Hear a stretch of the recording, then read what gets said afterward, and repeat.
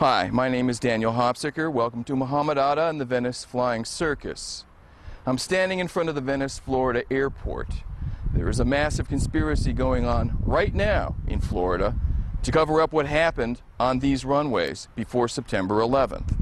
We're being lied to about the nature of the conspiracy that took down the World Trade Center. Lied to by the FBI, lied to by our president, lied to even by our media.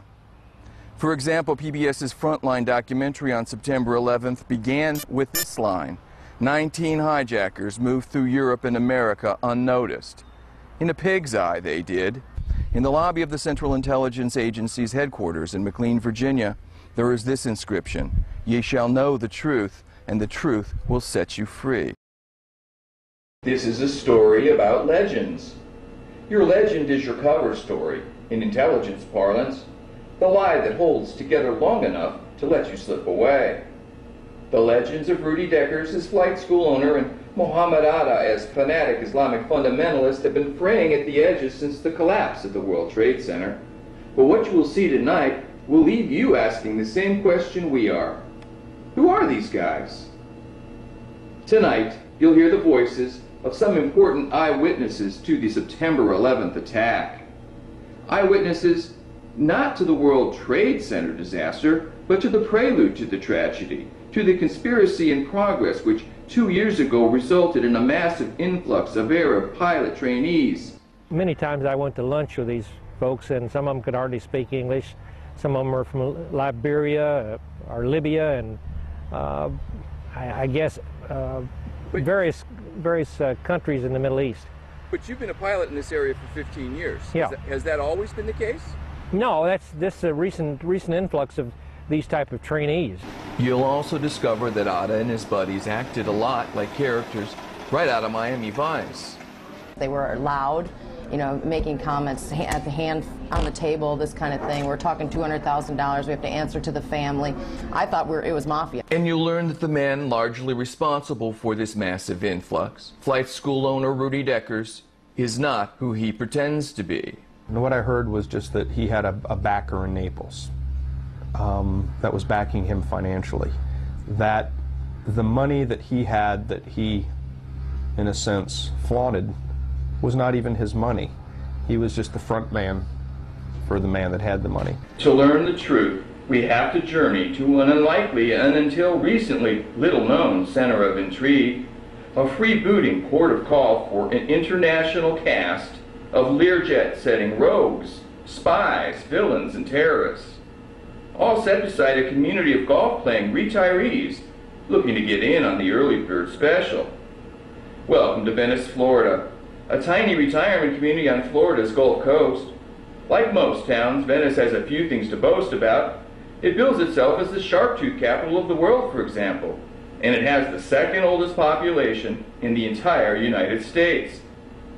But it's really just a pleasantly ordinary little place, except that Arab terrorists by the dozens came here to learn to fly. Mohammed Atta piloted the plane that hit the first tower. He learned to fly here. Marwan al-Shehi flew into the second tower less than a half an hour later. He learned to fly here too. So did Siad al-Jarrah at the controls of the plane that crashed in western Pennsylvania. That's 3 out of 4. And so did the most wanted terrorists still alive from the Hamburg cadre, Ramzi bin al-Shib. What drew them here? Why would healthy young men gravitate to a retirement community anywhere, where what bathing beauties there are recall an earlier, gentler time? It makes you wonder, because it ain't Hamburg. How exactly did Venice, Florida become the biggest September 11th crime scene that wasn't reduced to rubble? Were they sent here? Was it an assignment? Who was Mohammed Atta anyway? Islamic fundamentalist, terrorist ringleader, the Pied Piper of terrorist pilots? How about Arab spy or double agent? The Pelican Alley is owned and run by Renee Adorno and her husband Tom. When reporters showed up the day after September 11th, she immediately knew why they were there. Right after the incident happened, we had newspapers come down, and somebody said, "Oh, there's a reporter out there," and right away I knew what it was about because I remembered the table Tommy knew, Jeff knew, we said right away, and then he didn't even really, he showed one picture and we knew immediately. There was 3 and they all looked of the, I guess, Egyptian, like kind of dark skin, dark hair, lots of jewelry, lots of jewelry. They're dressed like in Florida type shirts, you know, the silk with the pattern and that kind of thing. And I could have swore there was a cross. The one guy had the big cross. You know, the big gaudy gold cross thing, I thought. But I'm not sure now. But I know it was just he had the big watch on. When you saw pictures afterwards, did you recognize all 3? One? No, just one. I only recognized one of them. The Atta, I guess is his name. Atta, the ringleader? Yeah. The guy, yeah. with the 1,000-yard stare. Right. He barely spoke a word to me, but when I'd come over, I'd be like, geez, what's his problem? Because he had that really mean look on his face all the time, like he was very unhappy. So you know, I keep hearing yeah. that. So I mean, he never really spoke. And then the other guy was a heavier set guy who did all the talking, you know, with me anyway. Was very outgoing, was very, you know, pleasant actually. So. And who was Atta arguing with? The big guy. The heavy set guy. Mm-hmm. And actually, the big guy was actually yelling at the other guy. Atta and his young sidekick weren't arguing over the proper interpretation of the Quran. They were loud, you know, making comments at the hand on the table, this kind of thing. We're talking $200,000. We have to answer to the family. I thought it was mafia. You know, like when I'd walk by, I just, you know, and I tried to stay away from the table, pretty much, and then went and told the owner and the manager, you'd better watch this table. They're getting a little out of hand. And they came in into the office and said there was 3 gentlemen out here getting very loud and having arguments amongst each other, and she was afraid that it might get too out of control, so she came and got me, and I came out here. They were sitting right here. The way they were sitting was, the one guy was on one side, the other guy was here, and then the big guy, he wasn't even in the booth, he was sitting on a chair on the outside here. He was a pretty big guy. Mm-hmm.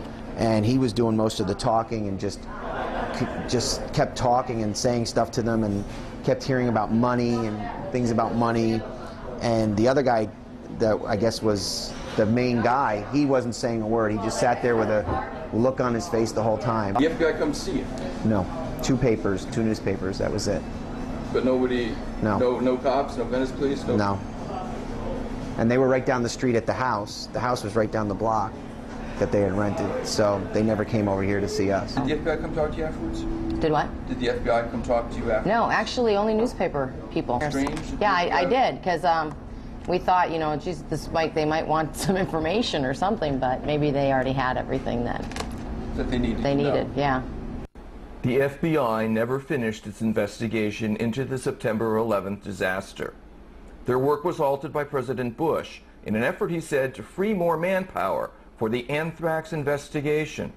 Well, the anthrax is behind us now, and 3,000 dead people command us to find the truth about how it is they came to die on September 11th in the year 2001. And it's the search for that truth that brought us here. We're on these runways barely 18 months ago. Mohammed Atta joined the Venice Flying Circus. Glimpse into the private lives of cold-blooded killers left us wanting to know much more.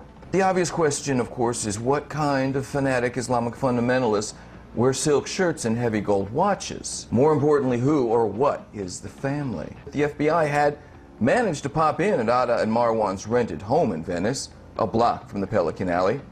It's owned by this man, Steve Kona, a Venice fireman. What they did was they come to the rental house itself. I guess the FBI showed up there about a day or 2 afterwards. I just maintained the grass over there in the summer, and they actually dealt with the rental agency for the, for the rent each month. Right. But yeah, I would see him occasionally when I was over there mowing.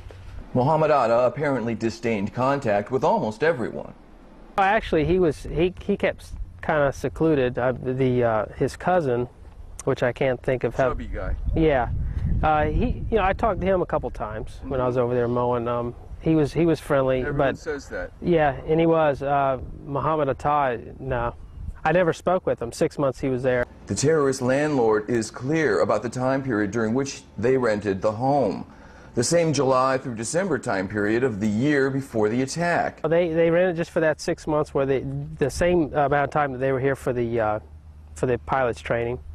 And then they left. I didn't, of course, I didn't have any dealings with them, so I didn't know where they went after that. But that That, you know, my understanding, I thought they were going back to their country. I thought they were here just for the training, then they were leaving. We just heard eyewitnesses that were in this Venice restaurant just a month or so before September 11th. The timeline doesn't match, because when the FBI explains where the terrorists were in this country during the last 9 months of their conspiracy, the word Venice does not pass their lips. Was there something in Venice we weren't supposed to find? Brenda Cover works in the deli of this supermarket a mile from the airport. She says the terrorist pilots were in Venice just 1 week before the attack. September 11th, I was on the phone with my mother-in-law the same time the buildings got hit. They showed pictures of 3 different guys. Atta was one of them on TV. And immediately I recognized the faces. And I told my husband then, oh my God, those are the 3 guys. They were just in the store a week ago. The week before that, they were in the store. They got subs. Who were they meeting? Why were they here? The official story is that Mohammed Atta's terrorist cadre's appearance in Venice was nothing more than mere happenstance. Is that true? Again, we heard mention of Atta's dark presence. I didn't like the way they stared at you. I mean, it would have been different if they would have talked to you like you were a normal person and just, hi, how are you today? But he just stood back and just glared at you with his dark eyes like you were the bad person. You know, like he wanted to do you harm or something. And it just really gave you a frightening, eerie feeling. Like I wouldn't want to be caught in the parking lot at night with him. We asked Brenda when she first noticed the flood of Arab pilots coming through Venice. About a year ago. About a year ago. Was it just happenstance that so many young Arab men began arriving in Venice for pilot training all at about the same time? Because if it wasn't, then something else was going on in Venice, Florida. Something which the FBI may be doing its best to ignore. Venice is worlds away from Miami Vice. Atta and his Arab cadre seem to fit right in on Florida's East Coast, the center of Casablanca-type intrigue with trendy eateries packed with tall European models. It's the sort of place where even Osama bin Laden could find an aircraft broker who would sell a U.S. jet trainer. This is the Fort Lauderdale Executive Airport, famous as a safe harbor for pirates of the air. This company, for example, used to work out of the infamous Mena, Arkansas airport, known as a haven for aviation intrigue during the 1980s. Just blocks from this airport, Mohammed Atta rented a car for what would be the last month of his life. Incredibly, he used it to return to Venice. As we've seen in the FBI's official chronology, the word Venice does not appear in the story of Mohammed Atta's final days. But in the rental cars that Mohammed Atta and Marwan rented right behind me here, they went to Venice twice. He rented 2 cars over 3 different contracts, a total of about 5 weeks. He picked up that car at closing time, and that one was going to be for 2 weeks. He told me it was going to be for 2 weeks, and told me he had to go over the west coast of Florida, and wanted to know if that would be a problem. In this nondescript building in Pompano Beach, Florida, we got confirmation that Atta had been in Venice during 2 of the last 3 weeks of his life. While he was over in Venice during those 2 weeks, he called me from Venice. I saw it on the caller ID, and I thought, oh, wonderful, I got a car broke down over on the west coast of Florida. And he called me because the service engine soon light was on. During his questioning by the FBI, Warwick learned new details of the attack. Well, Marwan almost missed the building, so FBI told me that he was flying Marwan was flying 100 miles an hour faster than Atta, and that's why he flew into the building deeper, and that's why that building came down first, is because there was so much fuel deeper into the building. But their also explanation is Atta was very cool, calm, collected, just zeroed right in on it, just bingo, and Marwan, on the other hand, 10 years younger, was just scared to death. And flying, he flew erratic, and like I say, at the last minute, he almost even missed the building. Numerous items in Warwick's account are at odds with the official story. Atta had supposedly never been to America before the previous summer, which is hardly enough time to learn to speak without an accent. How was their English? Both of them very good. Yeah. Very. I really thought that they had been in the country for a long time. Where and when did Mohammed Atta learn to speak like he'd been here a long time? Everywhere we turned, we heard anomalous evidence. Mohammed dressed to the nines. I mean, you know, nice pants, shirt, just business-like, real business appearing, but nice clothes. The biggest mass murderer of the new century posed, ironically, as the perfect consumer. He carried a briefcase, and he had all the credentials he needed. I mean, we asked for, in order for rent a car to anybody, they got to have credit card, driver's license, and proof of insurance, and he had that. Everything matched. He had Allstate insurance. Address on the insurance card matched his driver's license. And he was a perfect customer. Warwick remains puzzled by certain inconsistencies in the terrorist actions. More anomalous evidence. If they were on a suicide mission, they know they were going to be gone in a couple days. Number one, why would you go to the trouble to return the car to us 2 days before? If you got to catch a flight, like say out of Fort Lauderdale Airport to go up north, why don't you just leave the car at the airport? The heck with me. We already had a signed credit card slip. We could have put it on that credit card slip and saved yourself the aggravation. And why would you care? They bothered returning the car here, and on the last contract, we already had a signed credit card slip for Mohammed. And Marwan said, no, don't put it on his credit card. Here, put it on mine. Well, in order for us to take somebody else's credit card on a contract, you got to be on the contract. So that means he had to give us his driver's license, and he had to sign everything. No problem. He gave us his driver's license, got on the credit card, tore up Mohammed's credit card slip, charged it on Marwan. I mean, what all does this make if you're going to be dead in a couple days? What difference does all this make? Warwick, too, noticed a high tide of suspicious characters. I have given them a lot of names because this last year I've had a lot of people that after this 9/11 I go, whoa, what about that? Remember that customer? And what about that customer? So 3 young guys that just prior to September rented a car from me for 3 months, and to me they fit the description of anything that Mohammed was up to. I mean, why would they spend $900 a month to rent a car for me? What would they be up to? Why were they here? As with almost everything else about September 11th, Bradley Warwick's story has a twist. We asked him how Mohammed Atta had found his tiny agency. How did they find you? Their credit, you know? Oh, it's out of the phone book. Yeah. But in the Bell South Yellow Pages, there is, alas, no listing for Warwick's. More anomalous evidence. Neither is his company listed at the Florida Division of Corporations. But we did discover several IRS liens he has outstanding.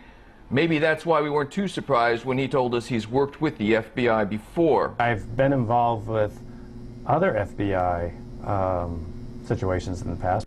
For the last 6 weeks of his life, terrorist ringleader Mohammed Atta left the jazzier precincts of the Miami area to journey across the state to a retirement community with the second oldest population in the entire U.S., Venice. Did Mohammed Atta have a secret preference for blue-haired widows over tall European models? If he did, it'd be a big surprise. Atta frequented this Sarasota strip joint, conveniently located next to a nearby dog track. A young man with money to burn, Mohammed Atta enjoyed very un-Islamic lap dances here, and also at places like the Pink Pony Strip Club in Daytona Beach, and the Olympic Garden, a grind joint on the seedier end of the strip in Las Vegas. Stuffing $20 bills into the panties of topless dancers must be frowned on, don't you think, by fundamentalist Saudi mullahs? But it wasn't all seedy strip clubs.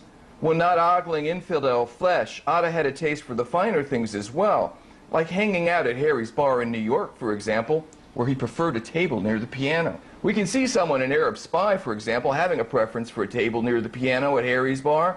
But an Islamic fundamentalist? 3 nights before the attack, Mohammed Atta and Marwan al-Shehi drank at this Fort Lauderdale bar. It gained immediate notoriety. Federal agents flashed pictures of the terrorist pilots who just a day earlier had demolished the World Trade Center to the manager, Tony Amos, and Patricia Adrisi, the bartender. We were able to recognize both gentlemen, Amos said. Atta drank Stoli vodka for 3 straight hours, the bartender remembered. Marwan al-Shehi was drinking rum. They were very rude, she said.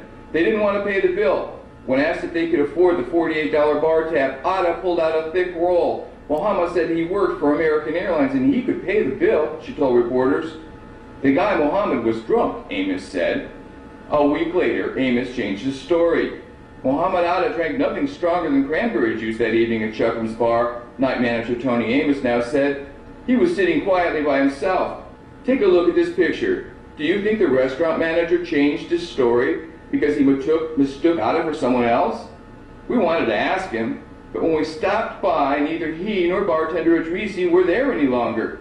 The current bartender, before she realized she said too much, indicated their leaving was somehow 9/11 related.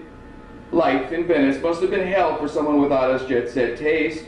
Atta must have chafed. No wonder everyone ragged him his bad attitude. But was Venice his choice? Why did Mohammed Atta and so many other 9/11 principals come here? His 3 trips to Venice in the last 6 weeks of his life must have been business. Who was he meeting? Local law enforcement indicated to us that they too would like to know that answer. And that's when our search led us to begin looking into this man, flight school owner Rudy Deckers, responsible 2 years ago for an influx of literally hundreds of Arab pilot trainees. This then is the central dramatic question to our story, to the tragedy of September 11th. Did Arab men just wander up and down the Gulf Coast of Florida as easily as if they'd been listening to Tom Petty albums all their lives? Or were they assisted by a global network? If they were, Rudy Deckers would be the place to look. In the aftermath of the tragedy, Deckers was everywhere on television, portraying himself as just an innocent businessman, victimized by the perpetrators of one of history's greatest crimes.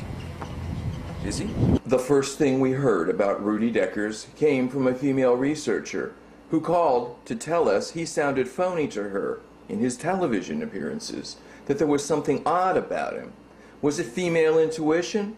He sounded sincere enough to us. This morning at 7 o'clock I heard what happened, and the first thing I questioned myself was if I would have known.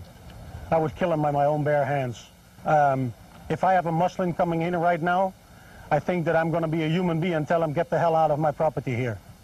The day that all this occurred, we felt very, very sad, like all the other Americans. Deckers isn't American, he's Dutch.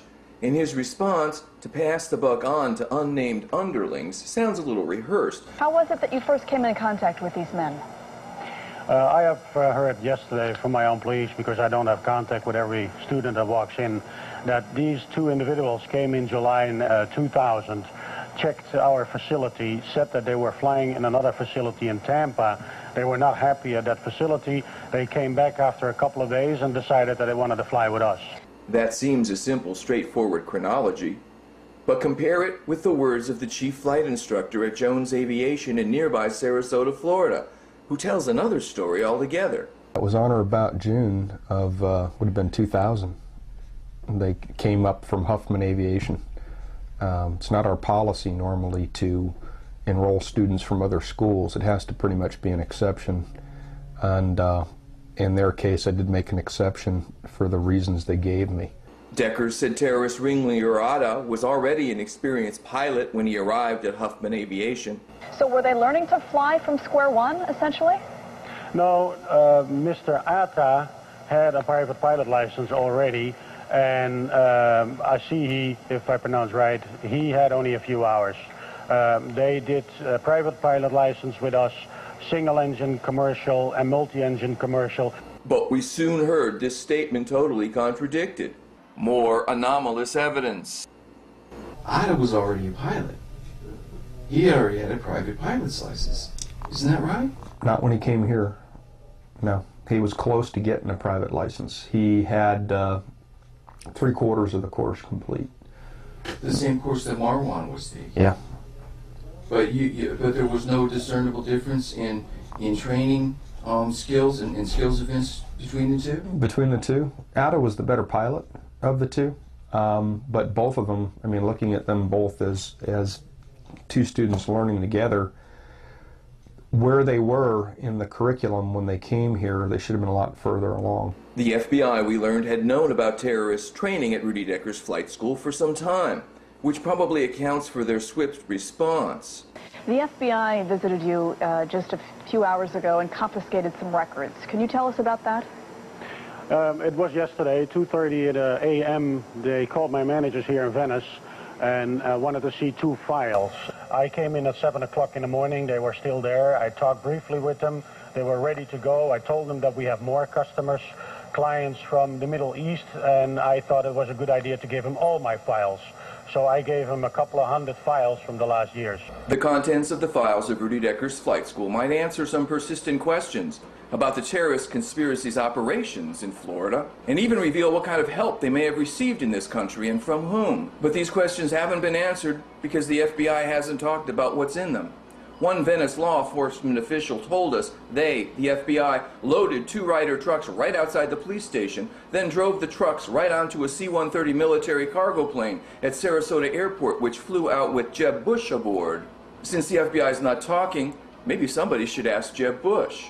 Then the cat got out of the bag just a little bit, as it sometimes does in the immediate aftermath of a major event. Let me ask you this. One of these men is widely considered to be responsible for a bus bombing in Israel. How was it that they could gain admittance to your school?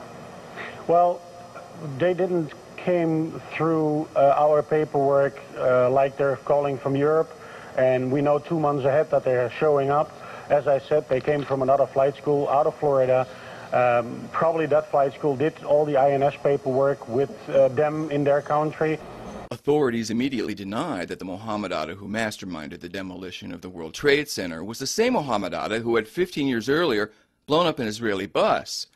So there apparently were 2 separate Arab terrorists with the exact same name. But then we discovered a story from September 15th's Washington Post stating that Mohammed Atta had been to International Officers School at Maxwell Air Force Base in Montgomery, Alabama, and that others of the terrorists had attended the Aerospace Medical School at Brooks Air Force Base in Texas and the Defense Language Institute in Monterey.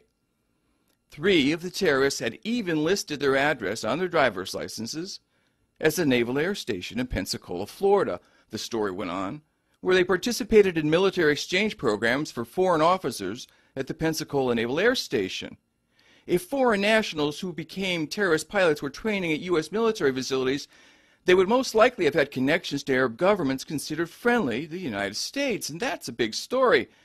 But when the Post story ran, authorities denied it too, so now apparently there are 3 separate Mohammed Attas. Imagine that. Rudy Deckers was quick to disclaim any responsibility.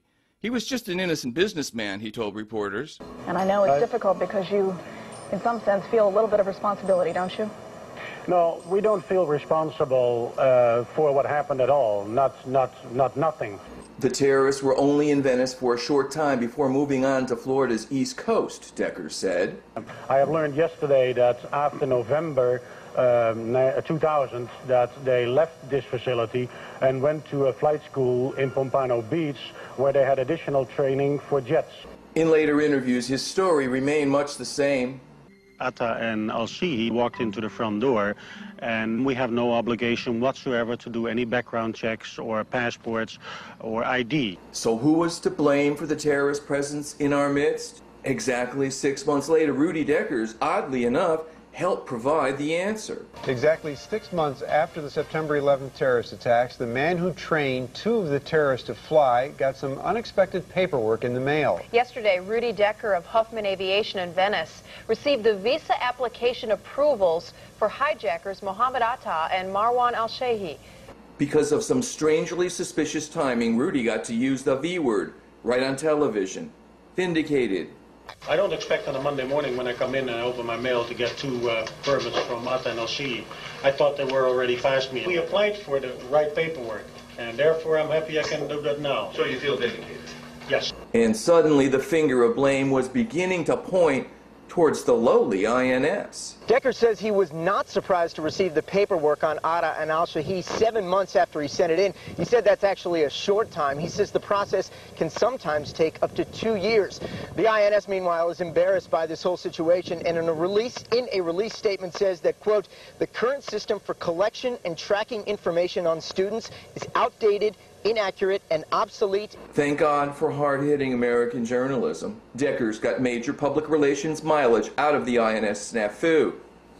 We suppose only a cynic would wonder if someone had planned it this way. The flight schools didn't do anything wrong. The government needs to look at itself and look at procedures, what they can change, so this would not happen anymore. But when the Dutch national whose flight school was the terrorist American beachhead was invited to testify before Congress about his views on preventing a recurrence of September 11th, It struck some observers as being a little much.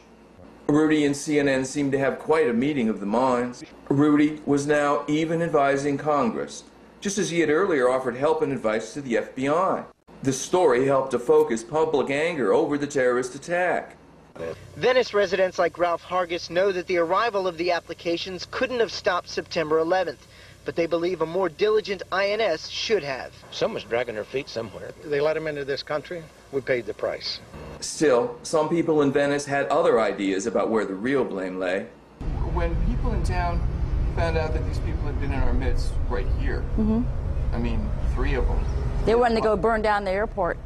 The INS debacle left even mainstream reporters skeptical, if not downright embarrassed.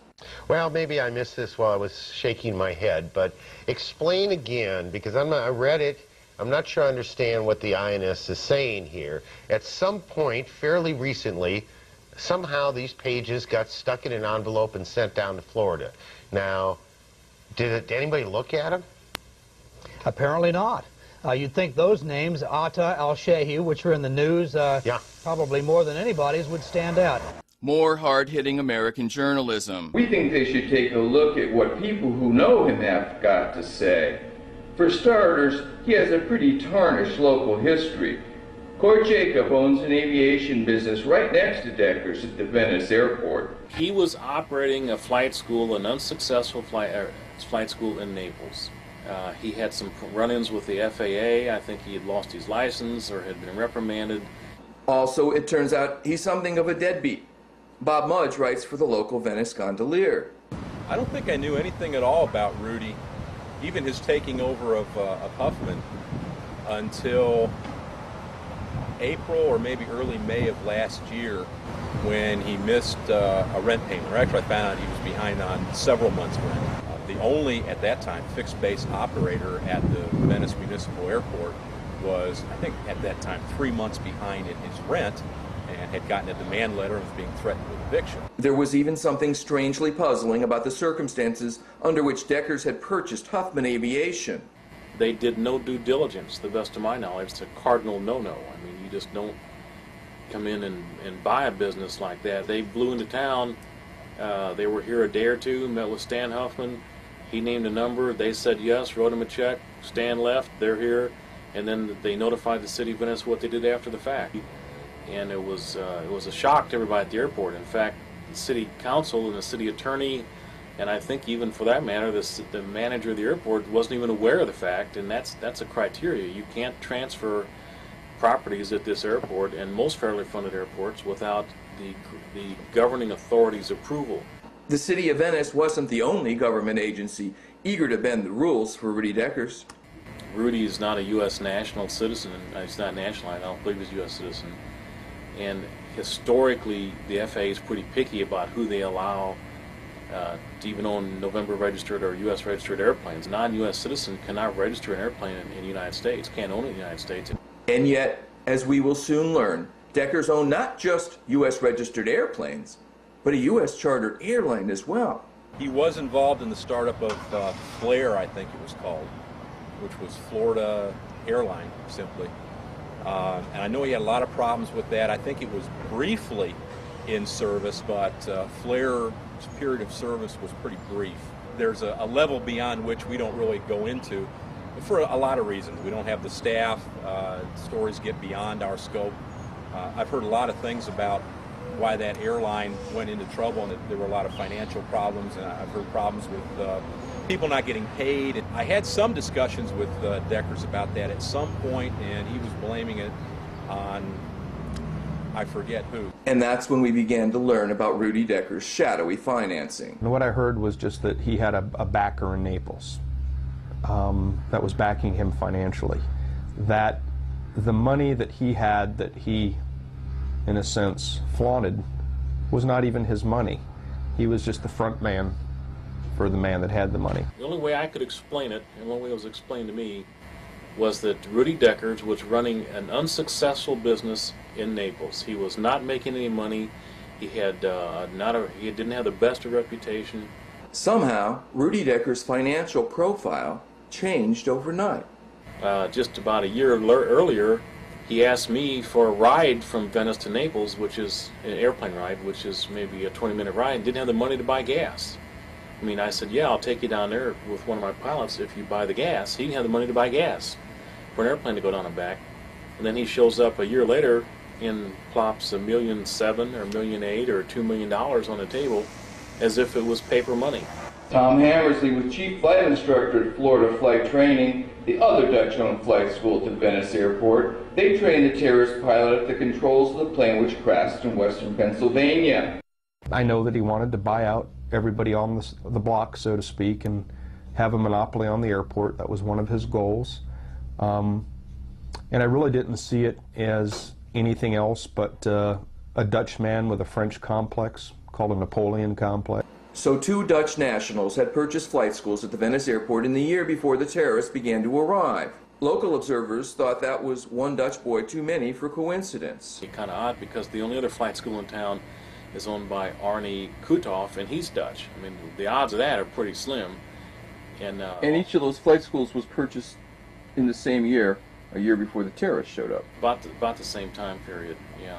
I've heard a lot of rumors that I haven't been able to substantiate about connections between them and other businesses here and entities and agencies outside the area. It certainly is something you'd have to say is an interesting coincidence. The notion that it's just coincidence that dozens of Arab student pilots learned to fly at 2 separate Dutch-owned flight schools at this tiny airport is called the magic Dutch boy theory. Just like the magic bullet theory in the Kennedy assassination, where a magic bullet was the only way the FBI could concoct a scenario which let them apply a lone nut gunman tag to Lee Harvey Oswald. The FBI's explanation of the conspiracy leading to the September 11th disaster only flies through similarly twisted logic. Consider both pilots who guided planes into the Twin Towers of the World Trade Center trained at Dutch national Rudy Decker's Huffman Aviation, which he had purchased the year before the terrorists began to arrive. The terrorist duo practicing touch-and-goes on Florida's Gulf Coast were soon joined by a third student terrorist pilot, Siad El-Jarrah, the Lebanese national, at the controls of the plane which crashed in western Pennsylvania, making it a terrorist trifecta out at the Venice airport. He trained at the Florida Flight Training Center, newly purchased by yet another Dutch national. 2 Dutch boys buying adjacent flight schools, which shortly thereafter get overrun by terrorists, is one damn Dutch boy too many, one Southern lawman told us. It's untidy. Making this even more suspicious is the fact that both Deckers and Krudoff insist they only met in Venice. Turns out they're lying.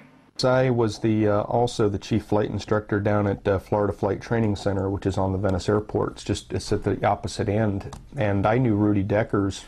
My former employer, Arne Krutoff, and Rudy Deckers are both Dutch. They go back a long time.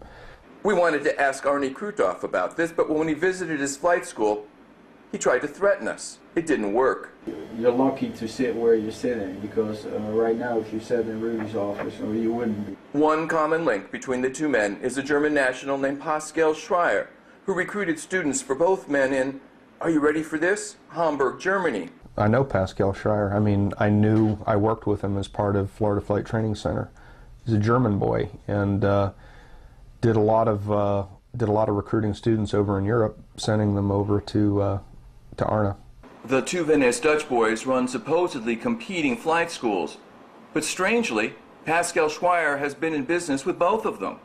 According to the French newspaper Le Monde, Swiss police questioned Osama bin Laden's older brother, Yeslam, a key figure in the family's business empire, because one of his companies, Avcon Air Charter, just happened, as they say, to have offered flight training to clients at the Venice flight schools attended by some of the hijackers. I asked them specifically what their goals were, and they said they wanted to learn to fly so that they could go fly for Saudia. For people coming from that part of the country, Saudia would be the premier airline of the Middle East. Why haven't we read about this in America's so-called free press? Why are we still accepting at face value the word of a man of such clearly dubious character? Deckers, for example, was recently forced to settle a lawsuit for sexual harassment filed by an 18-year-old girl. A former employee, it turns out she was also the Huffman employee who filed the terrorist error-filled INS paperwork. Remember, to get the visas that came back 6 months to the day after the attack? Perhaps she can be forgiven her mistakes, given that she was at that same time being distracted by the pawings of a middle-aged Dutch creep. You're aware of the numerous allegations of sexual harassment, for example? Yeah, I hear that. I mean, that's rumors around the airport. Airport's smaller community. It's like a small microcosm of society. Most airports are. And yeah, people, women leave, and you know, down there, I've heard that there's been problems down there. So a man who gets his kicks by sticking broom handles up the backs of the dresses of 18-year-old girls who work for him was invited to testify before the Congress of the United States of America on preventing future terrorist attacks. Apparently no one thought to question him about what role he may have played or how he may have facilitated the events of September 11th. Why not? As we've just seen, it's not because he has such a sterling character. What then?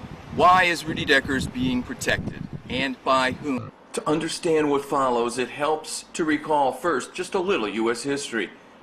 Back in the bad old days of the Cold War, the largest airline in the entire world belonged to just one client, the CIA. The agency operated its airline under literally hundreds of names, constantly shuffled. When CIA Director Helms ordered an inventory of the planes one time, he was told no accounting could ever be anything like totally accurate because of the complexity of the scheme. But in the public revulsion over the excesses of the CIA after Watergate, the agency was forced to divest itself of its air carriers. Supposedly. But something like it still goes on today. Take a look at Florida Air.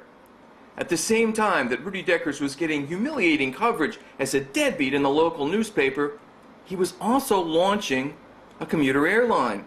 There aren't many people behind on their rent who have the luxury to think about new airlines now, are there?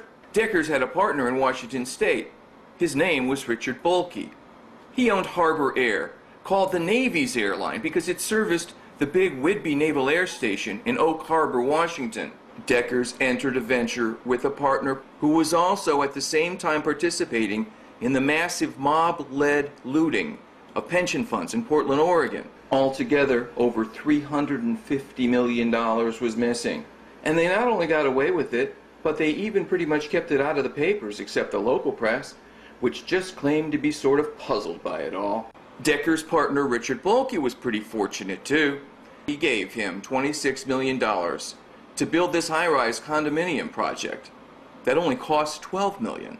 Where do you go to apply for that kind of work? Portland reporter Eric Mason was intrigued by the Bulkey-Deckers connection too. When he went to interview Bulkey, Bulkey told him he was someone else. It's interesting, the first, conversation that I had with him, he denied being Richard Bulkey. I recognized him from the description I had gotten. I said, Mr. Bulkey, can I get an interview with you? And he said, Mr. Bulkey isn't here. And then when I saw him again, I said, Mr. Bulkey, I think you really need to speak to me. I've got some important questions for you. He finally said, okay, come on upstairs. Mason was interested in Bulkey for pretty much the same reasons we were. The financing that had gone between Mr. Bulkey and Florida Air, which was a sister operation to the flight training center which trained Mohammed Atta. Remember what we said at the start of the show? That this was a story about legends? That your legend is your cover story, the lie that holds together long enough to let you slip away. Well, oddly enough, Richard Bulkey's condo project in Portland, Oregon, it's called Legends.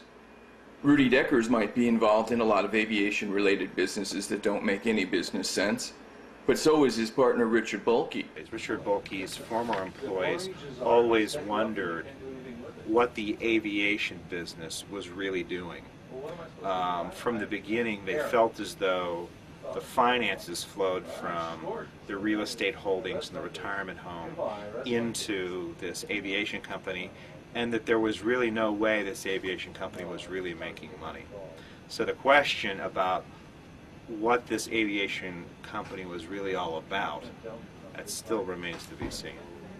When things don't make business sense, sometimes it's because they do make sense, just in some other way. It started out of here, which was a Decker,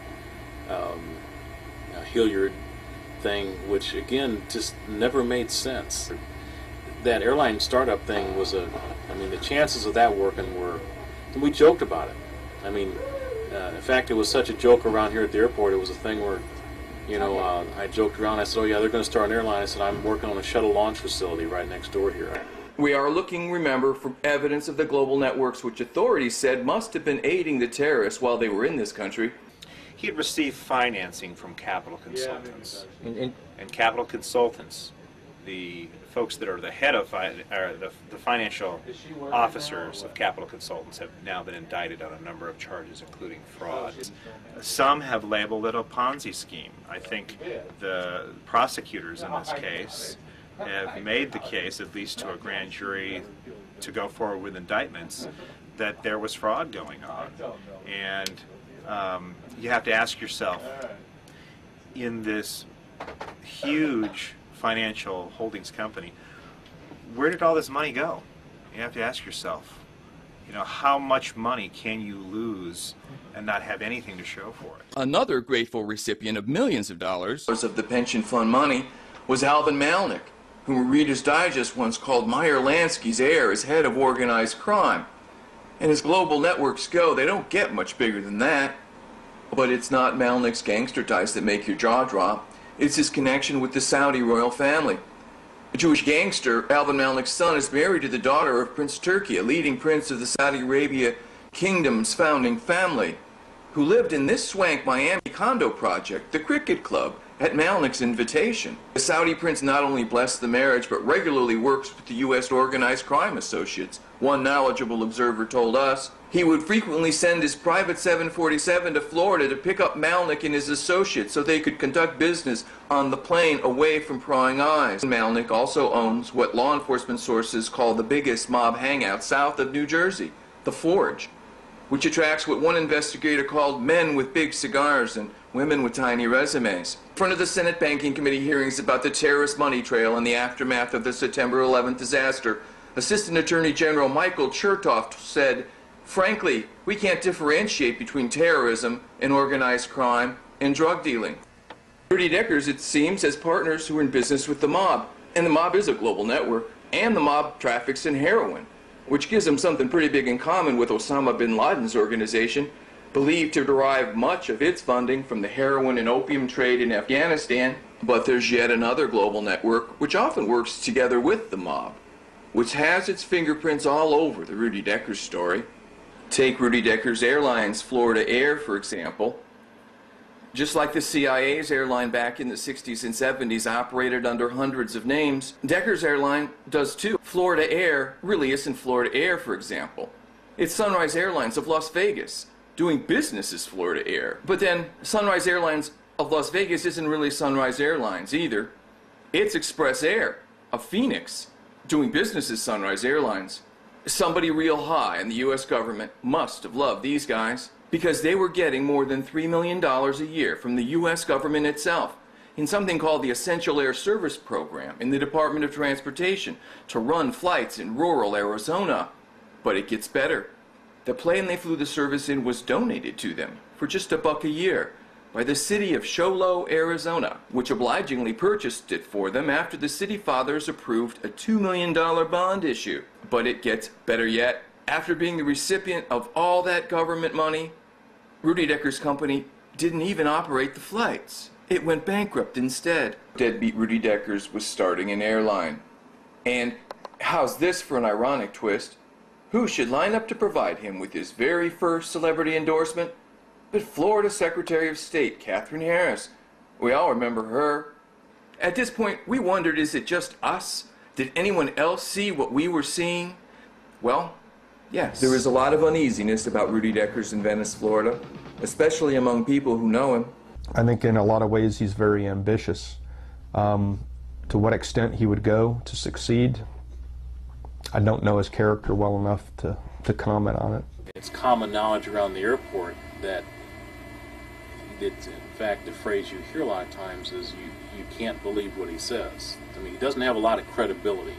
I've certainly had a number of occasions when Mr. Decker has told me something that turned out not to be true. They did have somebody in foreign agent in Hamburg. It was common knowledge that they went after the markets, and they went after, they had foreign agents. They called them agents. I mean, after the fact, of course, it looks extremely suspicious. I mean, what are the chances that all the people, or a huge bulk of the terrorists would train in 1 or 2 flight schools in one town? Exactly. What are the chances? This is a question which the FBI seems desperate to avoid. Take a look at this wanted poster they put out. 2 weeks after the attack, they'd confiscated everything in sight at both Venice Dutch boys' flight schools. So why is the word Venice so conspicuous by its absence in their report? What are they covering up? From his vantage point as the owner of the aviation facility right next door, Coy Jacobs says suspicions about Rudy Deckers have been widespread around the Venice airport since he moved in the year before Mohammed Atta came to town. Since September 11th, the suspicion has only grown more intense. When people operate suspiciously at airports around here, people start acting suspicious. I mean, law enforcement hovers around most airports in the southeast United States to some extent. They hover around airports around here, obviously, and they were told to stay away from that operation. Who was told? The Sarasota County drug interdiction people were told that they had a green light to operate and that they were to stay away from it. They were some type of a alluded to the fact that they may have some type of government protection. Government protection of Rudy Deckers? That would explain the softball coverage by CNN. The question was, which part of the government? It's a published known fact that some people fairly high up in the CIA have started developments around here. I think by developments I'm talking investments after they retired. I would say that it's not the Bush's vacation here. Rudy Deckers doesn't impress locals as any sort of budding James Bond, but the money man behind he's another story. It seemed like he wasn't maybe quite as astute as I would have thought somebody in the intelligence community would be. I mean, you think of these guys looking like James Bond, or, you know, wearing flower shirts and carrying Walther PPKSs. Wally certainly could be. I mean, Wally was unassuming, nice guy, had a cell phone, rang all the time, had an affinity for Learjets. Do CIA agents have an affinity for Learjets? Was there evidence of a large covert presence in Venice, Florida? Rudy Deckers' business partner in Washington State provided the critical clue. Richard Bulkey started in the business of creating freestanding retirement homes.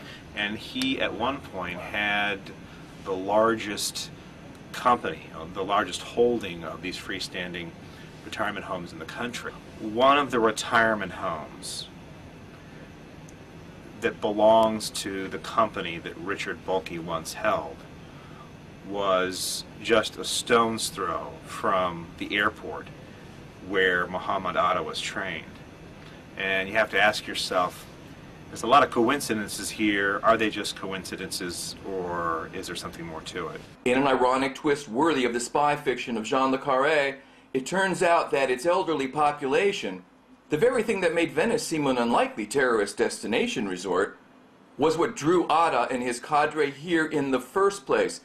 American intelligence has had a significant presence here for a long time in, of all things, the nursing care industry. This stately colonial building, just a block from the Venice airport, was built to house the national headquarters of a huge nursing care company, started by a man whose name is synonymous with American covert operations during the past several decades, Jackson Stevens.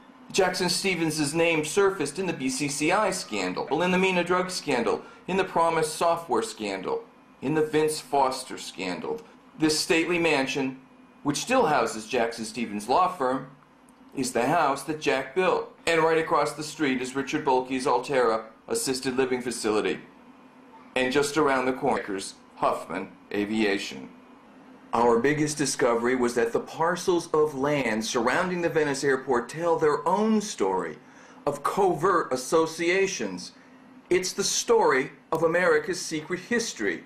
Here, Jackson Stevens' law firm, Boone, Boone & Boone, it still exerts control over the civic destiny of this tiny town. And the founder of the firm was former Florida Governor Lawton Child's college roommate, a detail whose importance will shortly become clear when we look just down the street, where right beside the Venice airport sits the long-time winter home of Ringling Brothers Barnum and Bailey Circus. The circus was brought to Florida, we learned, by its longtime owner, John Ringling North. John Ringling North, back in World War II, was an agent of the precursor of the CIA, the OSS. And not just any agent either. He's credited with securing the release from Italian prisons of key mafia figures who repaid his kindness by assisting in the Allied invasion of Italy in 1944, more than 50 years later. Sitting right beside the Ringling Circus grounds, right next door to Jackson Stevens' law firm, and right beside the Venice airport, is a parcel of land housing the Italian-American Social Club. They couldn't put this in a movie. No one would believe it. Friday night is pasta night, we're told. We wonder what they do there other nights. As it happens, a traveling circus, which was often touring behind the Iron Curtain during the Cold War, provided excellent cover for intelligence activity. Ringling's winter home beside the Venice airport also housed the famous Clown College, where for many years the CIA sent recruits as part of their training. Why does a CIA agent go to Clown College? The answer's simple: to learn sleight of hand. And now we've come almost full circle. Because remember Stevens' law firm's founder's college roommate, Democrat Lawton Chiles? Well, oddly enough, it was he who gave Rudy Decker's only celebrity endorser, Republican Katherine Harris, her start in politics when he named her to the board of the Ringling Circus Foundation in nearby Sarasota. They couldn't put this in a movie. No one would believe it. It turns out that Venice, including neighboring Charlotte County, have been hotbeds of covert intrigue for as long as anyone can recall. At least 23 helicopters have been made to disappear from the Charlotte County Sheriff's Department for reasons unknown and sent to exotic and faraway destinations, like Chile. Charlotte County always had kind of a shadow. There's a fellow that rebuilds helicopters, and he's always been in quasi-problems with the FAA with these helicopter parts. Jamie Hill. Yeah. Who the sheriff, the Charlotte County Sheriff, is investigating for as being involved in the disappearance of 23 of Charlotte County Sheriff's helicopters. Lose 23 helicopters. Well, you wouldn't think Charlotte County would need 23. No, that's, of course not. Why is this of any interest to us in our story? Because despite what we've been told by the FBI, Charlotte County was the first home in this country of Mohammed Atta. These emails are from Mohammed Atta, discovered by Charlotte County law enforcement, and shown here for the first time. They reveal that Atta was sending email correspondence to people who appear to have been working for U.S. defense contractors, like Virtual Prototype, whose website says the firm helped prototype avionics for the F-15 jet fighter, the F-22 Raptor, the B-2 bomber, and the Apache Longbow. We discovered that Rudy Deckers provides regular maintenance to an airline based at Charlotte County Airport, Carib Air, owned by Dietrich Reinhardt, a notorious Iran-Contra operative. Reinhardt also has the distinction of being business partners with the man suspected of making all those helicopters disappear. Deckers does work for a notorious CIA proprietary air carrier with a particularly blemished past, including blemishes like having its aircraft seized at the infamous Mena, Arkansas airport, and being accused by government prosecutors of having used its planes to ship drugs worth billions of dollars into this country. Finally, yet another Iran-Contra operative, Frank Moss, is a conspicuous presence here too. He owns this vintage DC-3. It's painted to look like an airborne ark, which has been sitting at the airport since its seizure 2 years ago. As it happens, our old friend Barry Seal's pals have their fingerprints all over operations in and around Venice, Florida. We knew that Rudy had a lot of money behind him. We knew he had a lot of money backing him. I think common sense should prevail. And I think if you're a thinking person and you have common sense, I think that you examine the person making a statement and see if there's any reason for any falsehoods to erupt. And I think that it's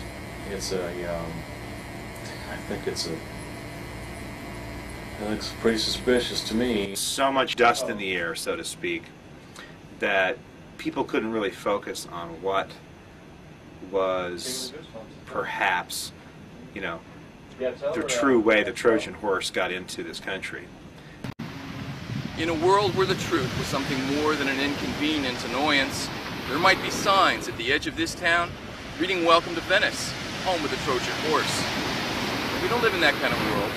Maybe we never will. We've just presented an hour's worth of anomalous evidence pointing to the existence of a conspiracy to keep the American people in the dark about the true nature of the tragedy that darkened all our doorsteps last September, we could easily show you several hours worth of anomalous evidence more. But this is the point of the show where we let down our journalistic guard, where I tell you what I think. I think that there's only one thing worse than having to watch human beings jump out of 100-story windows in 2s and 3s holding hands. And that's having to watch it and then having your government lie to you about who did it and why. I think that the brutal reality of American life as we enter the 21st century is the same as that which faced the citizens of Rome almost 2,000 years ago, when they looked on with despair at the swaggering and corrupt Praetorian Guard that had made a mockery of their once proud republic, and asked out loud the question that echoes down to us across the centuries: who will guard the guards?